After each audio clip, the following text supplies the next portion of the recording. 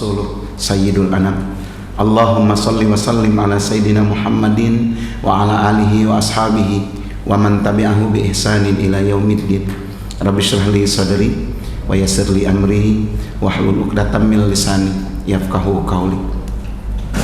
Asbahna ala fitratil Islam wa kalimatil ikhlas wa ala dini nabiyyina Muhammadin sallallahu alaihi wasallam wa ala millati abina Ibrahim hanifah wa ma kana minal musyrikin.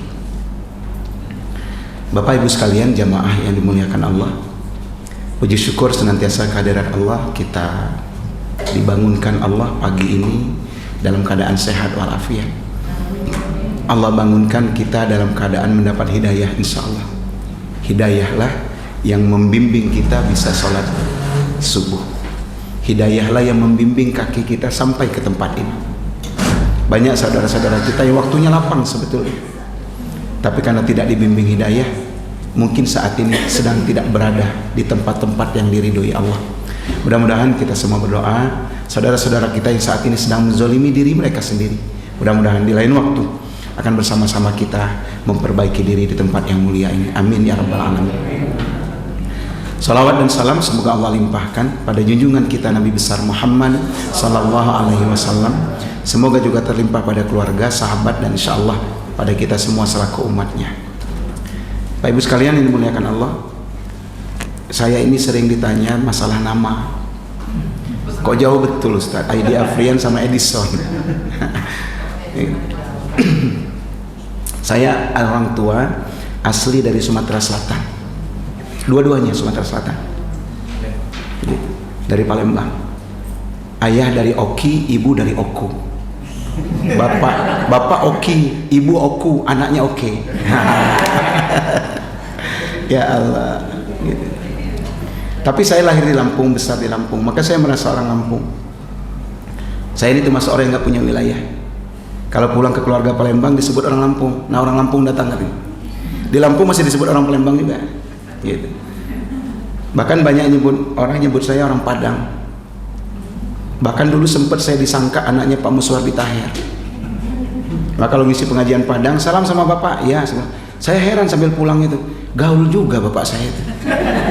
Banyak betul temennya. Tiap ngisi pengajian Padang, salam sama bapak, ya. Ya insya Allah. Wih, hebat ayah saya itu. Kok bisa kenal orang Padang banyak, dari mana saya pikir. Sampai ada yang nanya, emang Ustadz anak siapa? Anaknya Pak Mus katanya.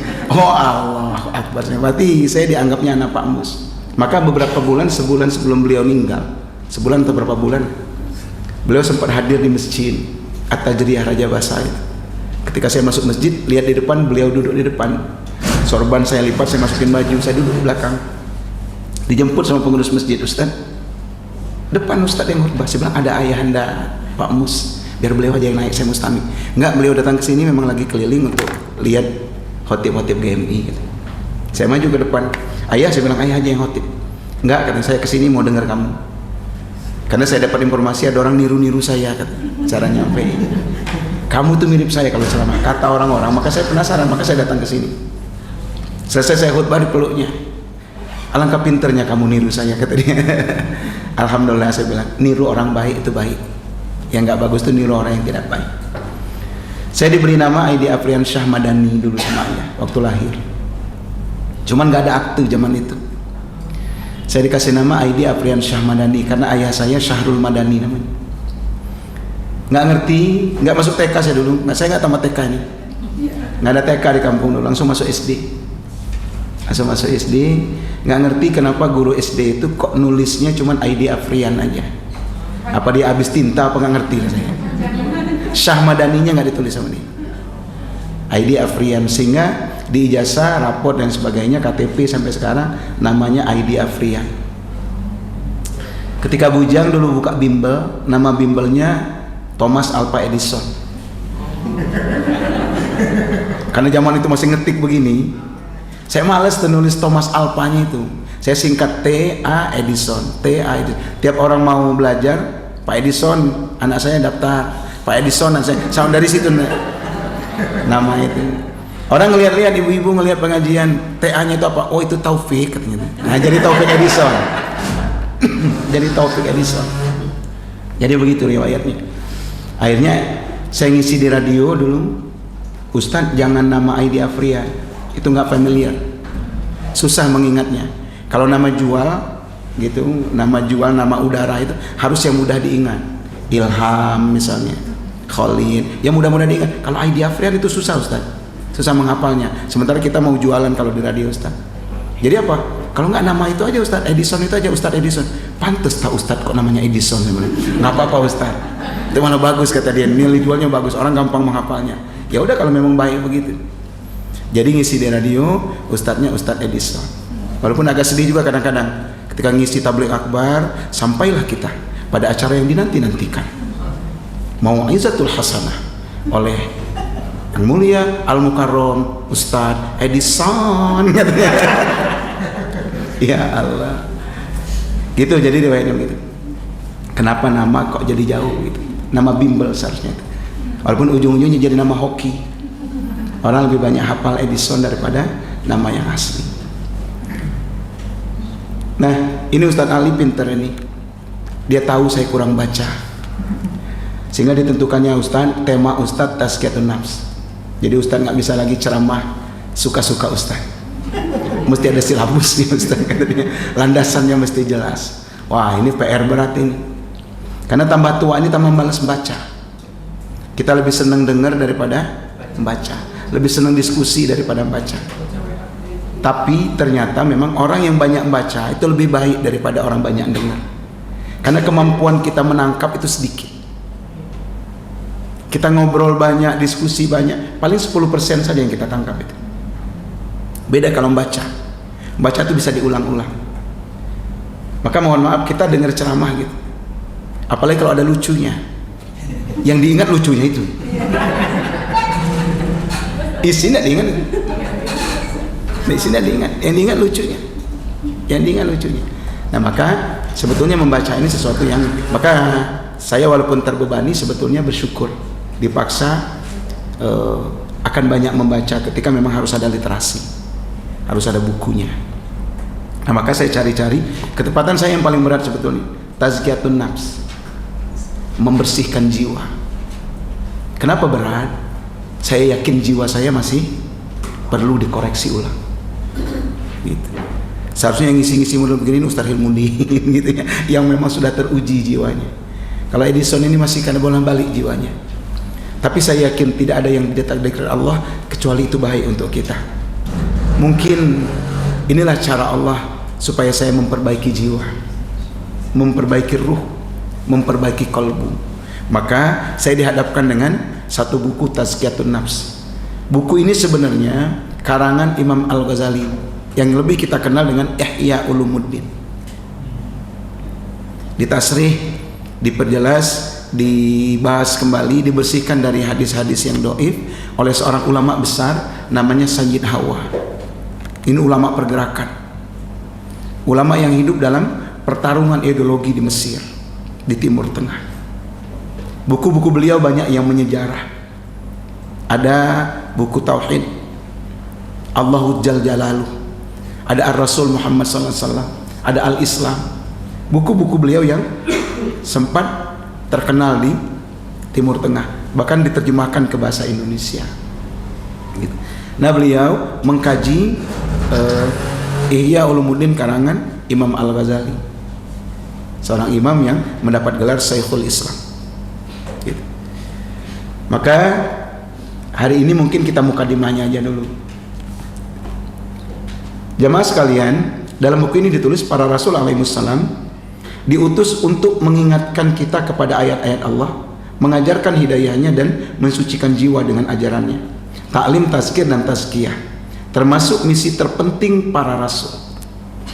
Ternyata mensucikan jiwa itu sampai dia membentuk akhlakul karimah itu tugas utama para rasul. Nabi dalam sabdanya begitu kan? Innama bu'istu liutammima makarimal akhlak.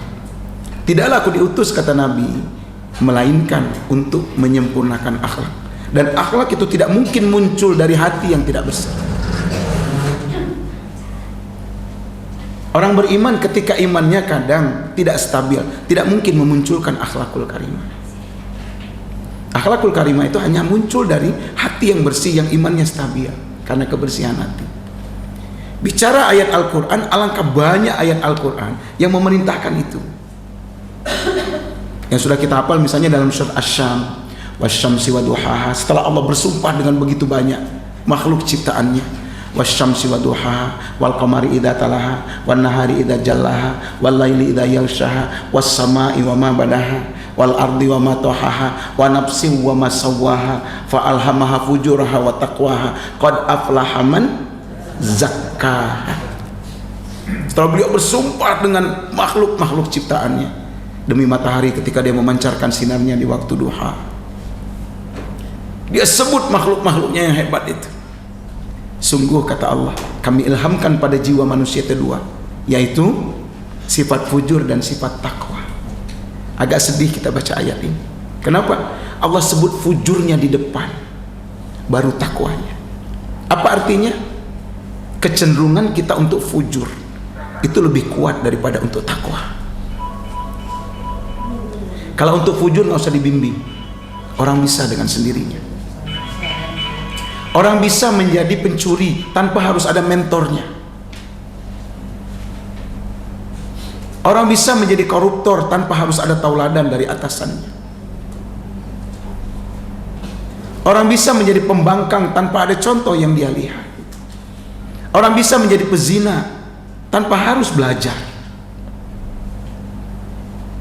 Tapi untuk menjadi takwa harus dibimbing. Ada nggak anak-anak muda langsung tergiur melihat orang soleh? Kok teman saya itu bolak-balik ke masjid ya? Dia dapat apa ya bolak-balik ke masjid? Gue pengen jajal lah. Ada nggak anak muda berpikir begitu? Nggak ada. Tapi kalau dia ngelihat temennya boncengan sama ceweknya, mantap bro, kata dia. Kapan gua bisa begitu? Otomatis kan? Maka ayat memang begitu. Allah seolah-olah pengen ngasih tahu, kamu orang lebih mudah fujur ketimbang takwa. Maka Allah motivasi kita, jalan keluarnya. Apa kata Allah? Qad aflaha man zakkaha. Sungguh akan beruntung, sungguh sangat beruntung orang yang mensucikan jiwanya. Maka kata kuncinya kesucian jiwa. Orang kalau jiwanya bersih, jiwanya suci, maka yang akan keluar dari jasadnya, tingkah lakunya, perbuatannya, perkataannya, kebaikan-kebaikan semata. Kebaikan-kebaikan semata. Maka kita lihat ada orang yang tidak pernah suuzon gitu ya, yang keluar dari pikirannya adalah kebaikan-kebaikan. Ya, ada orang-orang yang model begitu.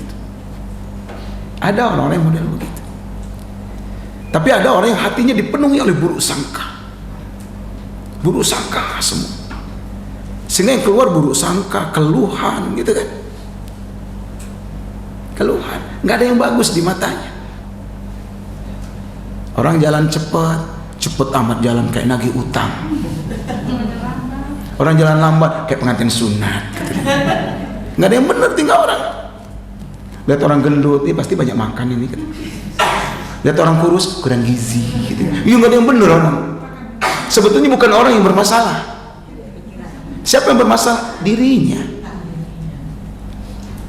Ujung-ujungnya bapak-bapak mempermasalahkan istrinya. Ya Allah Ustaz, kenapa? Masya Allah Ustaz, gimana? Istri saya tambah nggak jelas Ustaz. Nggak jelas kayak mana Pak? Nggak jelas mana pinggang mana punggungnya Ustaz. Udah rata kayak Malaga kan, kayak botol Malaga Ustaz. Yang bermasalah siapa coba? Bukan istrinya. Apa yang bermasalah? Hatinya. Kok baru sekarang mikirin punggung sama pinggang? Dulu. Ya Allah, itu ya. Maka ternyata luar biasa. Makasih ini Ustadz Ali ini. Sehingga baca-baca begini jadi sadar juga kita. Kemarin ngeliatin punggung sama pinggang istri itu. Ini bukan masalah. Yang masalah adalah hati kita. Gitu.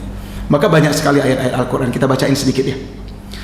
Lihat, a'udzubillahi minasyaitonirrajim. Rabbana wab'ats fihim rasulan minhum yatslu 'alaihim ayatika wa yu'allimuhumul kitaba wal hikmah wa yuzakkihim innaka antal azizul hakim. Subhanallah. Lihatlah bersihnya hati Nabiullah Ibrahim alaihissalam. Kebersihan hati Nabiullah Ibrahim alaihissalam menyebabkan dia punya cita-cita besar. Apa cita-cita besar Nabiullah Ibrahim itu? Dituangkannya dalam doanya yang satu ini. Rabbana, duhai Tuhanku, duhai Tuhan kami, kata Nabi Ibrahim, wab'ats, utuslah, fihim, pada mereka. Dia ngelihat kota Makkah itu, berdoa Nabi Ibrahim, Rabbana wab'ats fihim, ya Allah, utus untuk warga kota Makkah. Berdoa Nabi Ibrahim. Siapa yang diminta diutus oleh Nabi Ibrahim alaihissalam itu? Rasulam minhum, seorang rasul dari kalangan mereka sendiri. Karena Nabi Ibrahim tahu diri, dia nggak selamanya tinggal di Makkah. Dia bolak-balik, kadang ke Palestina, kadang ke Makkah. Merasa nggak optimal mendidik warga Makkah Al-Mukarramah. Merasa nggak optimal, itulah yang membuat dia risau. Akhirnya dia berdoa, ya Allah, utus untuk warga Makkah ini seorang rasul dari kalangan mereka sendiri, supaya fokus dia mendidiknya. Aku tidak fokus karena aku punya 2 istri, ya Allah. Kadang aku di Mekah, kadang di Madinah, kadang di Palestina. Maka utus untuk mereka dari golongan mereka sendiri seorang rasul, yang kiranya rasul itu akan melakukan perbuatan-perbuatan. Apa itu? Yatslu alaihim ayatik, yang akan membacakan kepada mereka ayat-ayatmu, ya Allah. Wa yu'allimuhumul kitab, bukan hanya dibacain sepintas, tapi ta'lim, diperdalam, transfer ilmu, transfer pemahaman. Dibacakan ayat-ayatmu, dididiknya pula supaya paham, kira-kira gitu. Akan dididiknya supaya paham. Wal hikmah, mengajarkan hikmah, contoh dan tauladan. Kalau udah diajarin kadang nggak nyambung, orang kan perlu ngelihat tuh. Saya dagang pupuk sama teman-teman, sampai berbusa kita bilang sama petani, ini pupuk bagus pak. Dia bukan hanya menyuburkan tanaman, tapi memperbaiki tekstur tanah. Lihat bapak ibu sekalian, kalau pakai pupuk kimia, kita bukan jelek-jelekin dagangan orang lain. Kenapa sekarang tiap kita menanam padi kita harus bajak dulu? Karena tanahnya menjadi keras. Dulu kita kalau masuk ke sawah, kaki kita nyemplung, kaki kita masuk ke dalam lumpur. Sekarang kita berdiri di tengah sawah, kaki kita nggak nyemplung di lumpur. Kenapa? Tanahnya keras. Kenapa? Gara-gara pupuk kimia. Nah ini pupuk ini mengembalikan tekstur tanah seperti tanah di zaman dulu, kata kita. Percaya nggak petani? Nggak percaya. Ini kan yatsul alaihim, menyampaikan, oh ini pupuk bagus. Ternyata penati tidak bisa. Kita harus tanam dulu padi pakai pupuk yang kita pupuk. Udah tanahnya gembur, nggak perlu dibajak, tanamannya hasilnya lumayan, baru berapa harga pupuk yang Ustadz pakai. Nah ternyata taklim juga gitu. Dibacakan ayat Quran kagak nyambung, kudu ada tauladan. Taklim sudah, tauladan penting. Ngelihat, oh masalah kita sekarang di tauladan itu. Ustadz nyampein bisa, taklim oke, tauladannya enggak. Tauladannya enggak. Tauladannya enggak. Wal hikmah, beliau mencontohkan apa yang beliau sampaikan. Sampai Aisyah ketika ditanya bagaimana akhlak Nabi, khuluquhul Quran. Akhlak Nabi itu akhlak Quran. Jadi bukan hanya bacain, bukan hanya taklim, tapi beliau juga mengaplikasikan isi kandungan Al-Quran itu. Isi kandungan Al-Quran itu. Nah ternyata membacakan ayat, taklim, dicontohin, tidak akan membawa manfaat yang optimal ketika tidak wa yuzakkihim, mensucikan jiwa mereka, dibersihkan dari syirik, dibersihkan dari hasad, iri, dengki, tamak dan loba, penyakit-penyakit hati, tazkiyatun nafs.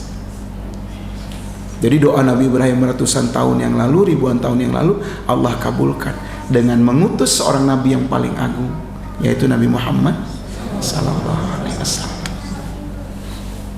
Lihat ya, berarti memang tazkiyatun nafs itu menjadi sesuatu yang sangat penting, sangat penting.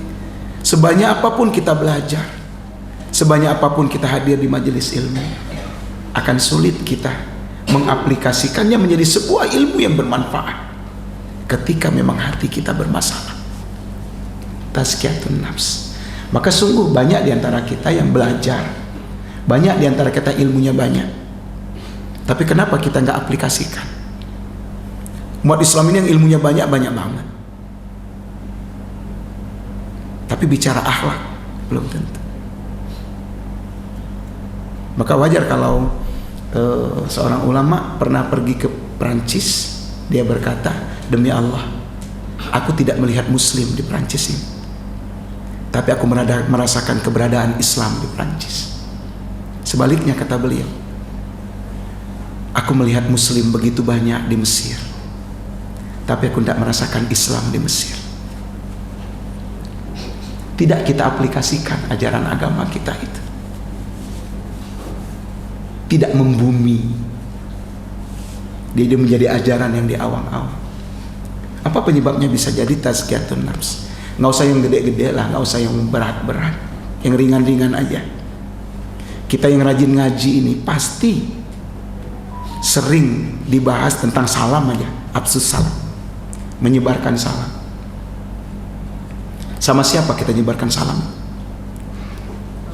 Sama siapapun. Kita kadang mau salam sama yang kita kenal aja kan. Ketemu yang kenal baru, assalamualaikum, baru kita kan. Sama sesama muslim yang nggak kenal salam nggak kita kan? Enggak. Padahal Nabi ketemu anak kecil lagi main aja, Nabi mau lewat, assalamualaikum, kata Nabi sambil ngelus pala-pala anak-anak itu. Nabi Nabi, contoh Nabi kan gitu kan. Anak-anak lagi ramai bermain, Nabi mau lewat tengah-tengah mereka, Nabi ucapin salam, assalamualaikum, kata Nabi sambil yang bisa disentuhnya anak-anak itu. Kita kadang enggak. Kadang kita memposisikan salam itu sebagai bel. Kalau masuk rumah orang, assalamualaikum, assalamualaikum, tuh, oh atuh. Kita jadikan bel salam itu. Padahal sadarilah sebetulnya salam itu doa. Ya Allah, kalau isi salam itu doa, kita salam itu Allah ijabah. Allahu Akbar. Alangkah tingginya nilai salam kita itu. Assalamualaikum, keselamatan atas engkau. Keselamatan kapan? Bukan saja selamat di akhirat nanti, tapi selamat di dunia. Selamat di dunia, selamat di akhirat. Adakah yang lebih berharga dari itu? Adakah yang lebih berharga dari itu? Ketika Allah selamatkan kita di dunia, Allah selamatkan kita di akhirat. Wa rahmatullah. Apa rahmat itu? Kasih sayang Allah. Adakah kasih sayang lebih tinggi dari kasih sayang Allah?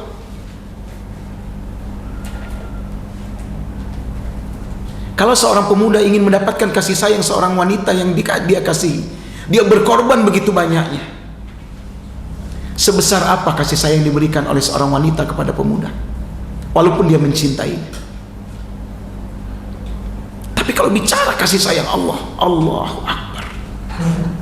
Kasih sayang Allah menaungi semua jagat raya yang dia ciptakan. Dan ketika kasih sayang itu diberikannya kepada kita, Allahu Akbar, dengan apa kita seharusnya membelinya? Mampukah kita membelinya? Wa barakatuh, keberkahan. Kalau hidup kita diparangi keberkahan, jangankan rezeki kita banyak, dikit saja cukup. Berkah sebab. Tapi kan kita jarang kadang menganggap salam itu sesuatu yang luar biasa. Jarang kita mengucapkan salam itu dengan hati, jarang. Ketemu sama istri, assalamualaikum warahmatullahi wabarakatuh, waalaikumsalam warahmatullahi wabarakatuh. Kita saling menjawab salam dengan hati. Ketika kita salam masuk rumah, serius kita, kenapa? Ya Allah, aku sedang berdoa padamu untuk keluargaku. Assalamualaikum warahmatullahi wabarakatuh. Waalaikumsalam, kata istri sambil menyambut suaminya, warahmatullahi wabarakatuh. Jarang kita mengucapkan salam itu menghadirkan hati. Padahal salah satu syarat diterimanya doa apa? Menghadirkan hati. menghadirkan hati. Jangan lihat deh. Padahal udah belajar, udah sering dengar kita dari para ustadz, tapi aplikasinya kadang susah. Yang lebih parah lagi, kadang ibu-ibu lagi sibuk masak di dapur, kosong. Ada yang salam, assalamualaikum, kecilin kompor, lari ke depan, pas buka pintu, kampret doangan ganggu aja. Suaminya yang salam rupanya. Suaminya pulang salam, dia buka, kampret, orang lagi sibuk salam, bukannya masuk aja. Bukannya dijawab salamnya, malah dikampret-kampretin suami. Allah Akbar. Ya, ternyata ini bagus kita koreksi. Apa penyebabnya? Kok kita sulit mengaplikasikan itu? Bisa jadi wayuzakkihimnya yang masih bermasalah. Pada sesuatu yang penting kita tidak anggap penting. Padahal penting banget. Bayangin kalau kita keluar masuk di rumah kita mengucapkan salam itu dengan hati. Yang jawab di rumah juga dengan hati. Ya Allah, sekali saja sebulan salam itu Allah kabulkan. Selesai urusan kita. Aman kita dunia akhirat. Aman dunia akhirat. Maka seharusnya memang umat Islam ini nggak ada yang masuk neraka. Nggak ada yang masuk neraka. Kalau sampai ada yang masuk neraka, apes bener memang orang itu. Bener. Jalan untuk keselamatan itu luar biasa kita umat Islam. Dari salam aja jalan keselamatan itu. Maka na'udzubillah, doain Edison ya. Mudah-mudahan Edison dan ID Afrian itu masuk surga ibu-ibu ya. Jangan Edison aja, ID Afrian juga masuk ya. Ini yang pertama ayat. Yang kedua, perhatikanlah jawaban terhadap doa dan karunia atas umat ini di dalam firman Allah, kama arsalna fikum rasulam minkum yatslu alaikum ayatina wa yuzakkikum wa yu'allimukumul kitaba wal hikmah wa yu'allimukum ma lam takunu ta'lamun. Sebagaimana kami telah mengutus kepadamu rasul di antara kamu yang membacakan ayat-ayat kami kepada kamu dan mensucikan kamu dan mengajarkan Alkitab dan hikmah serta mengajarkan kepada kamu apa yang belum kamu ketahui. Al-Baqarah ayat 151. Ribuan tahun setelah Ibrahim berdoa, Allah kabulkan itu. Allah kabulkan. Maka kita jangan malas berdoa ya. Jangan malas berdoa. Kita mendoakan anak-anak kita sekarang, belum Allah kabulkan sekarang. Jangan putus asa. Bisa jadi anak-anak kita biasa-biasa aja sekarang. Kok seperti tidak dikabulkan doa kita? Biarlah. Tapi terus kita berdoa. Siapa tahu cucu. Siapa tahu cucu. Enggak juga cucu, siapa tahu anaknya cucu kita. Anaknya cucu kita. Terus dan terus doakan. Nabiullah Ibrahim alaihissalam juga begitu. Berdoa begitu banyaknya, Allah kabulkan ribuan tahun setelah dia berdoa. Dalam ayat lain kita baca lagi, Musa alaihissalam telah berkata kepada Fir'aun, Fakul hallaka ila anta zakkah wa ahdiyaka ila rabbika fatahsya. Adakah keinginan bagimu untuk membersihkan diri dan kamu akan kupimpin ke jalan Tuhanmu supaya kamu takut kepada Allah. Dalam surat An-Nazi'at ayat 18-19. Lihat dakwahnya Nabi Musa kepada Fir'aun. Apa yang beliau tawarkan? Kesucian jiwa. Bayangin Fir'aun sudah sesesat itu, Nabi Musa masih menawarkan kesucian jiwa. Mau gak ku pimpin, ku bimbing supaya engkau membersihkan diri, supaya engkau merasa takut pada Tuhan. Berarti lihatlah, berarti memang tazkiyatun nafs ini memang intisari dari ajaran para rasul. Intisari ajaran para rasul. Para rasul sangat menginginkan supaya umat ini bersih jiwanya. Allah juga berfirman, Allazi yu'ti malahu yatazakkah, yang menafkahkan hartamu di jalan Allah untuk membersihkannya. Maka tazkiyatun nafs ini bukan hanya sifatnya perenungan, bukannya sifatnya taubat, tetapi nanti ibadah-ibadah khas, ibadah-ibadah yang tercantum dalam rukun Islam, itu ada kaitannya dalam buku ini dengan tazkiyatun nafs. Maka sholat sangat erat kaitannya dengan tazkiyatun nafs, puasa erat kaitannya, zakat erat kaitannya, haji dan umrah pun sangat erat kaitannya pada tazkiyatun nafs, membersihkan jiwa. Maka seharusnya semua ibadah yang kita lakukan berujung pada kesucian jiwa, berujung pada kesucian jiwa. segelintir saja. Inna sholata tanha anil fahsya'i wal munkar.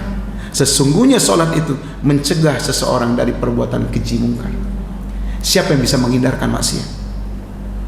Orang yang hatinya suci, orang yang jiwanya bersih. Dia nggak nyaman melihat kemaksiatan, bukan melakukannya, ngelihat saja nggak nyaman jiwanya. Ngelihat saja nggak nyaman jiwanya, apatah lagi akan melakukannya. Maka orang yang sholatnya bagus pasti akan membersihkan jiwa orang itu. Nah jemaah sekalian, ini mungkin mukaddimah dari Tazkiyatun Nafs. Insyaallah walaupun sedikit demi sedikit, yang nyampein juga jiwanya belum bersih, kita sama-sama belajar aja. Saya bacain bukunya, nanti kita bahas dikit-dikit, jangan banyak-banyak, sedikit, tapi kalau rutin kita melakukannya, mudah-mudahan yang nyampein sampai juga ke bersih jiwanya. Bapak Ibu sekalian yang berkenan mendengar, mudah-mudahan ikut pula bersih bersama-sama, sehingga mudah-mudahan dengan jiwa yang bersih itu kita ketemu nanti di dalam surganya Allah di yaumil akhir. Amin ya rabbal alamin. Hadanallahu yakum ajmain. Lebih kurang mohon maaf, bila taufiq hidayah. Assalamualaikum warahmatullahi wabarakatuh.